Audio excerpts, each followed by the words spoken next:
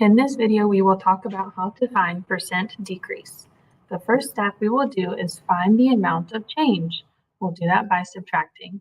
So in my calculator, I will type in 85 minus 60, and I get 25. Step 2 says to divide by the original amount. So I'm going to take the 25 I just found and divide it by the $85 the shoes were originally costing. This does give us a long decimal. If you type this into your calculator, 25 divided by 85 is 0.29411. I'm going to stop there because we don't really need much more further than that. The last step will be to multiply that by 100. So I'm going to take this 0.29411 and multiply by 100, and I get 29.411.